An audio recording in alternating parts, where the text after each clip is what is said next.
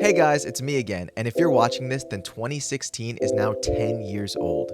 Damn. Nostalgia is a weird thing because it lets you look back on things favorably no matter what. And every generation it's gonna have its year that they thought was the best. Like, I'm sure that there are people born in the 90s who are like, ooh, 2004, do you remember that? But 2016 is an anomaly because by this generation, it is unanimously considered to be the greatest year in human history. So in this video, I'm gonna look back at what was going on in 2016 and see if that's facts or if it was just nostalgia. I've broken it down into 7 categories: trends, music, sports, movies and TV shows, video games, fashion, and YouTube. I just want to put a little disclaimer. There might be some things from 2015 that are wrapped up in this video, but I included them because they were still culturally relevant in 2016, and there was definitely some bleed over into the next year. With that being said, let's get into the trends. This is the most broad category. There wasn't a clear definition in my head, but I just included a bunch of things that I think would classify as a trend. So the first kind of trend I was thinking of is things that you had to own, and that is hoverboards and fidget spinners. Looking back on hoverboards, there was literally no logistical reason to have one. It did not help you get anywhere quicker, but they were just so cool. I remember the first time I saw one, I legitimately thought it was the future. Everybody that you knew wanted one, and if somebody actually had it, they were the coolest person ever. I don't know how people were so good at riding them. I only got to ride on one a couple of times, and one of them I literally just spun out and fell on my back, and that was probably it for my hoverboarding career. I was about to say, why did we stop using them? But then I remembered that they were literally blowing up in people's houses. Maybe I'm just thinking about it too much, but nowadays what's in is being vintage and looking to the past for inspiration. But with hoverboards, we were looking towards the future. Now, fidget spinners were genuinely addicting. I don't even know what they were actually for. I guess they were for ADHD or something, but nobody who was using them actually had it. It was just so addicting to spin it no matter what. It did not matter the situation at all. Everyone had one in their hands at all times. There were so many different types. You could have some shitty one or some really expensive one that spun super smoothly. I mean, people would come to school and compare them that scene in American Psycho with the cards. They'd be like, ooh, nice bearings. Wow. And there were so many people making them. I swear, a YouTuber could just be like, oh, I'm making a brand new line of fidget spinners, and they would set up generations of their family for life. Now, this next trend is my personal favorite, and that is bottle flipping. On paper, it sounds so dumb, but it was so much fun. It's funny how we all collectively just agreed that it was a skill and treated it as it was the most impressive thing ever. All of those talent show videos are so legendary.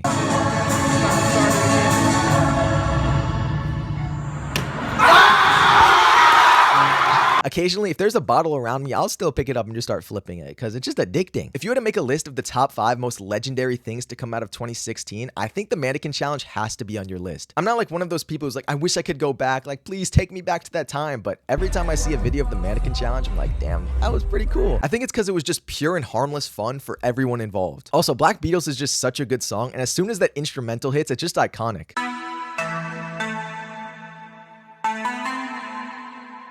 The other thing is, it genuinely brought so many people together. A trend today is what? A dance on TikTok. You just set up your phone, do a little this, and then what? That's a trend? Maybe I'm just nitpicking, but I think it's impressive how the mannequin challenge was able to get a bunch of different people to stop what they're doing and just get together just for the purpose of having fun. I didn't know where to put them, and I didn't want to make a whole different section for them, but I made a list of all the dances and the dancing challenges that people were doing at the time. So we got Juju on that beat, we got the Running Man, Hit Them Folks, Watch Me Whip, Nay Nay, Hit the Quan, and I'm even including dabbing in this category. I actually looked all of these up just to make sure that they were from 2016, and it turns out, you can correct me if I'm wrong, but a lot of these came from 2015. Hit Them Folks, Watch Me Whip, Nay Nay, Hit the Quan, and even the dab, I wasn't entirely sure about that, but I was seeing videos of Cam Newton dabbing in 2015, so they're all actually not from 2016, but they're from 2015. But again, I included them in this video because there was for sure bleed over, and they were still culturally relevant in 2016. Maybe I'm just misremembering, but you can't tell me that it would be out of the ordinary for someone to dab in 2016. That was the peak time for it. I think this also just goes to show you the differences between trends back then and trends now. They just lasted so much longer back then. You'll be on TikTok and your For You page will be flooded with something for a week, and by the next week it's just gone. People just forget about it. I honestly kind of hate it because trends nowadays are so fragmented. You and your friend could be on complete opposite ends of TikTok and you have no clue what the other is watching. Back then, not only did they last longer, but they just included everyone. They were just so much bigger in scope. Sorry, I kind of went on a tangent, but let me get back to these dances. I think my personal favorite was probably the Running Man or Juju on that beat or the dab. I don't know. They're all too good to really say anything about. I don't know. There's not really much for me to say about them. They were all super iconic. They all had their own song to it, and there were so many videos that came out of each one of them. I've been watching. Now that I'm thinking about it, we have to start doing that again, where people are just making a song solely for the purpose of there being a dance around it. I'm gonna get serious for a moment. Killer clowns. I don't even think I fully understand the lore behind killer clowns, or if there even is one, but I just remember that all across the country, people were dressing up as clowns and terrorizing people. I don't remember if someone actually got murdered because of it, but people were treating them like they were Minato. Like, it was like a flea on sight order if you saw a clown. I actually don't know if I ever saw anybody dress up as a clown, maybe on Halloween or something just to be like fun, but I never actually saw like a true killer clown. It was like one of those things when you're little and you think that quicksand is going to be like a prevalent part of your life, like it's something you genuinely have to be worried about, and it just was not the case at all. While it didn't really affect me in any way, I just had to mention it in this video because it is a staple of 2016. Now, I know I have a video game section, but this game legitimately transcends video games. It was not even just a game, it was a movement, and that could only be Pokemon Go. I'm probably going to be saying this a lot through this video, but like for this one, I genuinely mean it. If you were not there, I don't think you can comprehend like the scope and the size of Pokemon Go. There were already games that had that like GPS feature, but like you combine that with Pokemon and it just created a behemoth of a game. It didn't just get people who weren't into Pokemon into Pokemon. It got people who weren't leaving the house to go explore for hours to try to get the best Pokemon. I vividly remember leaving the house with the specific mission of catching as many Pokemon as I possibly could. If you saw a group of people, more than likely it was because there was something rare nearby. I was talking about it a bit before with the mannequin challenge about bringing people together, but like if the mannequin challenge is a 10, Pokemon Go is like a 16 in bringing people together. If you weren't there, it might sound like I'm exaggerating, but like I'm really not. It wasn't just a game. It brought the entire world together. I'm done talking about trends, but before I go to music, there are two pop culture events that I feel like I have to bring up. Like I can't really talk about 2016 and not mention these at all. It's kind of funny to me that I'm putting them on the same pedestal, but it's the 2016 election and Harambe's death. I don't really have much to say about them. Just know that they were super like I can't even get through this, but they were super iconic and you legitimately cannot mention 2016 without talking about them. Now let's get to the music, and whew, was the music so good. Sorry, I'm not gonna be able to talk in depth about like everything, but because there's just so much of it, but I'm gonna try my best. Starting off ridiculously hot, we got Views. I don't think you can fully comprehend how like inescapable this album was in 2016, and I'm not saying this in a bad way. I love this album, but in the summer specifically, it dominated, and rightfully so. This album had One Dance, Controlla, Too Good, Hotline Bling, Still Here, Child's Play. Like I could keep on going, and to this day people are still finding out about songs from that album and blowing them up. Like I'm pretty sure 9, like the song 9, is bigger now than it was back then. I don't really remember if this album was received well when it came out, but I have to say I think it's a classic. Like for my generation, this is a certified classic. There's another album that even when I just see the cover art, I'm instantly transported to 2016, and it's just a juggernaut of an album for that time, and that's The Life of Pablo. I don't know what the consensus is with like Ye fans and how they rank that album, but personally I love it and I think it's iconic. I don't really know what else to say about the album. Like I'm not like a music reviewer, but I just think it's super iconic, and especially like even like the whole album rollout with him doing that at MSG and like putting in the aux, like that's just so cool. Also, I am never skipping a video of Father Stretch My Hands over a buzzer beater. It just makes it so much more enjoyable, and that beat drop is like one of the best beat drops ever, probably, right? Like I can't think of really a crazier one. He got the shot off. Beautiful morning. Okay, I'm getting sidetracked like just talking about these albums, so I'm gonna just go through them and list them all out, and you're just gonna see how insane this lineup is. So in 2016, Post Malone is just getting big. He drops Stoney. There's Birds in the Trap Sing McKnight by Travis, Blonde by Frank Ocean. Lil Uzi was in his bag. He drops Lil Uzi Versus the World and The Perfect Love Tape in that same year. There's Shrem Life 2. Chance the Rapper is at his absolute peak. He drops Coloring Book. There's Lil Boat by Lil Yachty, For Your Eyes Only by J. Cole, Awaken My Love by Childish Gambino. A Boogie drops Artist. Starboy by The Weeknd. Let me repeat that for you. Starboy by The Weeknd. I wasn't really listening to their music at the time, but Beyonce drops an album. Rihanna drops an album. Bruno Mars drops an album. Ariana Grande has an album come out. Like this is all in the same year. Also, the Chainsmokers were huge, and 21 Pilots were like, this is like prime for them. This is 2016. I know this is 2015, but I just had to bring it up. This is Justin Bieber's Purpose. I looked at what was in the album. In that album, there's What Do You Mean, Sorry, and Love Yourself. That's actually so, I don't think you can like understand like how cracked that is. That's all in the same album. That might be the nastiest lineup I've ever seen. Those like songs themselves define 2016. Like they led all out like 2015, 16, 17. I know they were from 2015, but they really had a long life. So just those albums alone, like the music was really crazy. This might be nostalgia, but like in my mind, they're all like classic. Like even when I just see the cover art. Before I move on, I also want to just talk about some of the iconic like songs and like singles that were coming out at the time. First of all, I feel like having Lil Yachty on a feature is just the most broken thing back then ever. You have Broccoli and you have like I Spy. These songs are huge. I know that I already mentioned the albums that these songs are on, but I feel I have to talk about them again. You have like Work by Rihanna, Black Beatles by Ray Shrumman. You got Starboy by The Weeknd. These songs are absolutely huge. For the Chainsmokers, you have Don't Let Me Down, Closer.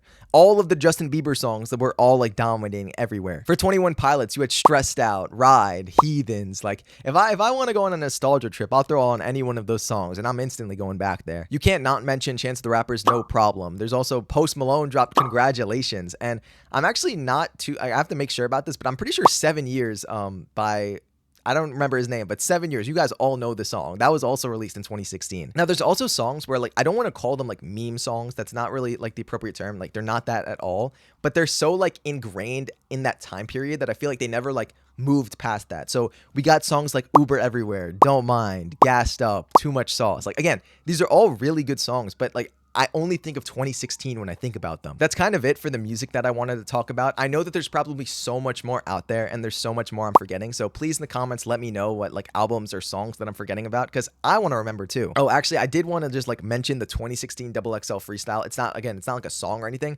but that's just a moment in time that's so iconic. Like out of all of the XXL freestyles, like everyone just also agrees that 2016 one was the best. You can go back and watch it. It's going to have the most views. It's going to have the most comments talking about it. It's just so like everything about it is just perfect. Time to talk about sports. I'm just going to say it up front. I do think that 2016 had the greatest sports year ever. It's just so insane when you actually break it down. So to start off with, we have the 2016 NBA season. It was the beginning stages of prime Harden. Russ and KD were still on the Thunder together. And although I don't really like him that much, it was Kobe's retirement tour and he did drop 60 points in his final game. It was also just a historic season with the Warriors breaking the Bulls record and going 73-9. Unless the Thunder beat it this year, I actually like can't see anybody else beating that. But it was also just like a fun season and everything was just great. Like it just makes me like, oh, it was so good. Like you could go to the All-Star game and you have the best, like this is not even like debatable. Like other things in this video you could talk about, this is not even debatable. This is the greatest dunk contest of all time. Zach LaVine versus Aaron Gordon. I don't know if the NBA was like paying them extra or something, but they came with like an extra. I'll go back and watch that sometimes because I can't even comprehend the dunks that they were attempting. I don't care. Aaron Gordon was robbed that year. And that under both legs dunk over the mascot might be the nastiest dunk I've ever seen in my entire life. Mascot. Then you get to the playoffs and you have the Thunder up 3-1 against the 73-9 Warriors. The Warriors battle back, they beat the Thunder, and now they're on the precipice of becoming the greatest team in NBA history. But you know who stood in front of them? LeBron and Kyrie come back, Game 7 in Golden State, beat the Warriors to bring the first ever championship to Cleveland. Cleveland! This is for you. Everything about that finals was just so cinematic. You know, the underdog story, LeBron's block, which is probably his most iconic of his entire career. It was just so perfect. But it wasn't just the NBA that had a good year. All of sports was good. You go to college basketball, there was that crazy Villanova game winner, which I think that might be the best buzzer beater of all time. 3 seconds at midcourt. Jenkins gives it to Jenkins for the championship. Even if you tried to envision like a more perfect moment, I don't think you could. Could you imagine hitting a buzzer beater 3 to win the national title? Like, I can't even imagine what that feels like. I don't really watch it, but you go to baseball and the Cubs won the World Series, which apparently they hadn't won it in like 100 years and it was the longest drought in American sports history. That was snapped in 2016. I was actually mistaken. For a second, I thought that 2016 Super Bowl was the Patriots versus Falcons when Tom Brady came back down 28-3, but it was actually the Broncos versus the Panthers. If it was the Patriots Super Bowl, there would be no question this is the greatest year in sports, but you know, the Broncos versus Panthers Super Bowl wasn't awful. It wasn't the worst Super Bowl, and I guess it had like iconic moments. And I personally wanted the Panthers to win, and it hurts like every time people bring up that Cam Newton didn't drop on the ball, but it's okay. I guess it's also like pretty cool that Peyton was able to win a Super Bowl and like end up on top. I wasn't watching at the time, but over in the UFC, like during 2016, that's when Conor beat Eddie Alvarez and became double champ, holding both belts at the same time. I just want to say from the bottom of my heart, I'd like to take this chance to apologize To absolutely nobody. This isn't even professional, but sports were good down to the high school level. You had prime 2016 Chino Hills. This was the most electric high school team I've ever seen. They were chucking full court inbound passes, cherry picking. LaMelo was free to do whatever he wants. He was chucking threes from the half court line, dropping 92 points. Lonzo was so athletic. He was dunking on people. Jello was lights out. Like, I swear, I don't think I ever saw him miss a three. It was so perfect to just log on to Instagram or YouTube and just watch all of the highlights. I can't tell you, like, it just makes me happy, man. Like, even like thinking about that. I don't care what anybody says. That team would beat 2020 Montverde. Now, you can disagree with me, but I think you're going to have a hard time arguing against 2016 as one of the greatest sports years ever. It was an interesting time for movies in 2016. Superhero movies were starting to reach their peak, and there were so many that came out that year. Civil War came out that year, and I think that's probably the best MCU movie that's not an Avengers movie. And also, if you were on Team Cap, fuck you. The MCU also cooked up Doctor Strange that year. There was the Deadpool movie. Over in DC, there was Suicide Squad. And whatever you want to think about it, I actually kind of like it. And to be fair, it was like an iconic moment. There was Batman vs Superman. In 2016, we also got Rogue One, which is by far the best Disney Star Wars project. Oh my God, I love that movie so much. Even with just the normal movies, there were crazy bangers that year. Coming right off of Whiplash, Damon Chazelle drops La La Land, which is an instant classic, and it's a movie that's probably going to be talked about for generations. I didn't watch it in 2016. I just watched it recently, but Arrival came out then, and that is a banger of a movie. Denis Villeneuve is like a goat. Like, there's nothing bad I can say about that man. Moonlight came out in 2016. You know, that's what took home the best picture. Manchester by the Sea was also another really big movie. There was so many good movies that came out that year. It's the same thing with TV shows too. There was season 6 of Game of Thrones with the Battle of the Bastards. There was season 2 of Better Call Saul, which is one of my personal favorite shows ever. And Stranger Things dropped in 2016. I had to look it up because I thought it was 2015, but no, it was 2016. One of the biggest shows of all time, which is actually, at the time of this video, hopefully I get it out on time, it's going to be airing its finale that night. But Stranger Things was a cultural phenomenon when it came out, and that was all in 2016. This is another thing that I had to look up, but 2016 is the end of Naruto, and when Naruto and Sasuke fought each other. Could you imagine watching this all at the same time? These next two are not like esteemed like shows or anything, but I kind of do have to mention them because back then, Arrowverse and the 100, that was my shit, okay? The Arrow, like, all of that, The Flash, all of these different shows, I was on that. The CW was my channel. People love to hate on them, but you just don't get it, okay? You don't get them like I do. If I'm being honest, this is not like the craziest year for movies and TV shows ever, but it's still solid, and there were a lot of classics that came out this year. When I first started making this video, I thought video games was going to be one of the best categories, but I'm not going to lie, it's kind of underwhelming. That's not to say that banger video games did not come out this year. Like, one of my favorite games of all time came out in 2016, but I thought it was going to be a lot deeper. It's really top heavy. Like, there's games like Uncharted 4 and Dark Souls 3. I haven't played either one of them, but I just know that they're really super highly rated. Back then, I was playing a lot of Battlefield 1, which is my first like true Battlefield experience. The scope of the World War I setting was so sick, and I love sniping. Like, that's like my favorite thing to do in video games.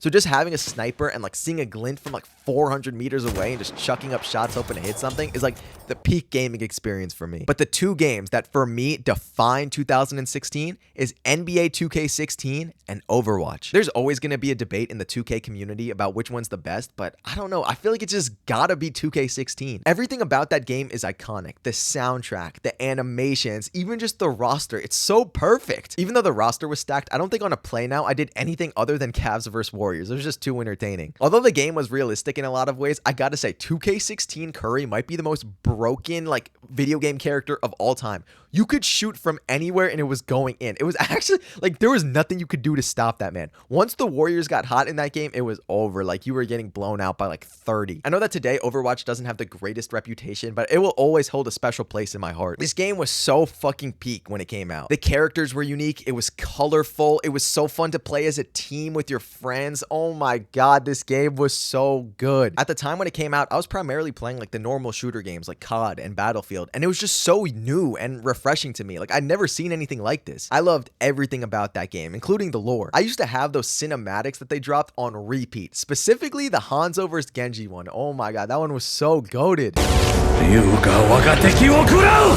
I always see those videos where it's like going back and showing the previous game of the year winners, and I see in the comments someone says like, oh, Overwatch shouldn't have won 2016, and like I kind of get it. Like, I haven't played Uncharted 4. Like, I'm sure that it's a great game, But no, I don't care what you have to say. Overwatch definitely at least deserved Game of the Year. Like, people don't understand how big the game was, how much it took over. Like, even just seeing like the cover with like Tracer on it, like I'm like taken back to 2016. Like, it really dominated, and oh my god, it was so good. Like, oh fuck. I'm gonna get past video games because I don't want to get too mad about this, but I also want to mention that 2016 is also when Clash Royale dropped, which is one of, if not the best mobile game of all time. So I just had to throw that out there. Now let's talk about fashion. This is probably going to be the shortest category because it's not like something like movies or video games where I could just look up what came out that year. I kind of have to go off memory. I'm gonna try my best, but please cut me slack here and just let me know if I'm forgetting anything. So in 2016, it was peak hypebeast culture. You had Supreme, Off-White, anything that Adidas touched was like considered to be gold. You had Yeezys, Ultra Boost,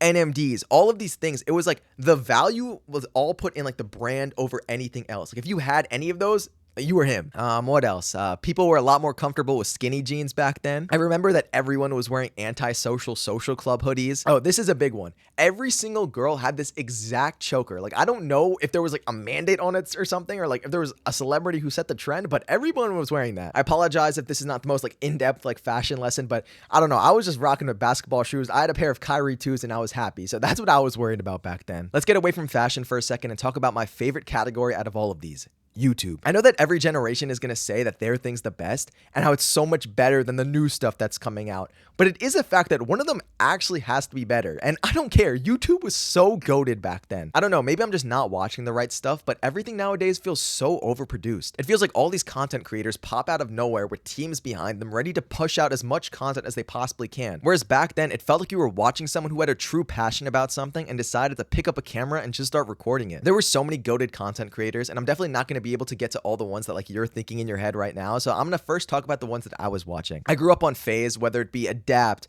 Banks, Tico, Rain, Apex, all of them. I watched every single one of them. And I looked it up, and in 2016, they were still in New York. They hadn't left for LA yet, which is like blows my mind. I can't believe that's true. So you had Prime FaZe. There was also RiceGum. I think RiceGum might be the most underappreciated YouTuber of all time. Looking back on it, a lot of his videos were just bullying little kids, but I don't think people understand like how much of the blueprint he is. RiceGum is like the founding father of diss tracks on YouTube, and he was streaming way before everyone else was. Like, you gotta give him his flowers. There were so many other great YouTubers from that time, but I feel like I gotta mention Leafy because I was watching a shit ton of Leafy back then. There were really distinct sides to YouTube back then, and I was like more tapped in with the people I'd already mentioned. I feel like I should talk about like some other people. There was people like Shane Dawson, Jeffree Star, James Charles. I don't know if she would like be grouped into them. I don't really know like the whole lore between all of these people, but like maybe like Tana Mongeau, like I don't know, just people like that. There was so much going on in 2016. Again, please put in the comments like a bunch of other YouTubers that you were watching in 2016, because I'm just not gonna like have them all in my head. This is something crazy. This is not YouTube, but Vine was still around in 2016. I don't know if that's surprising to you or not, but in my mind, that's shocking. I looked it up, and Vine was announced to be closing at the end of 2016, but didn't actually get shut down until 2017. So during this time, you had all of these Viners migrating over to YouTube as if it was like a lifeboat, like trying to get them saved. You had Jake and Logan Paul, David Dobrik, Liza Koshy, Lele Pons, Alyssa Violet, Amanda Cerny, King Bach, Batch. I was like contemplating like saying it like how I was gonna say it like the entire like videos. Like I had this in my notes. I'm like, is it King Bach or King Batch? Anyway, some of these Viners had more success than others on YouTube, but either way, all of their inclusion just made YouTube so much better. There's just a lot more content, and it was a super interesting time. Nowadays, YouTube is still really big, but it seems like a lot more people have shifted over from YouTube and making long form videos to streaming. And that's not a bad thing, but between Twitch and TikTok and all these other short form platforms, it feels like everyone's attention is just divided. As I said before, there were different sides to YouTube back then, but they were bigger in scope and there was overlap, and like you could see like I feel like I knew everything that was going on the platform at the time, whereas now people could really be in their small little bubbles and just like it's more specific, tailored to them.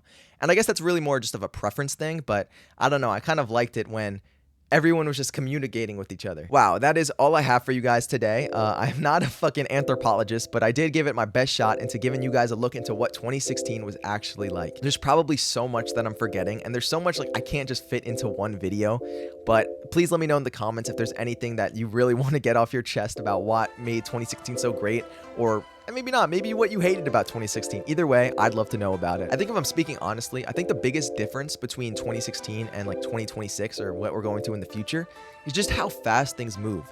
Like again, I talked about it in the trends section, but but trends go so fast in like the 2020s and they overlap with each other. I can't even like get a grip on like what time period was what. Like I feel like if I tried to give like a synopsis for every year, it like wouldn't physically be impossible because it all just merges into one big ball. There's definitely pros and cons to both, but with everything that we looked at today, from the trends to the video games to the movies to the TV shows to the sports to the YouTube, I have to say that 2016 was the greatest year ever.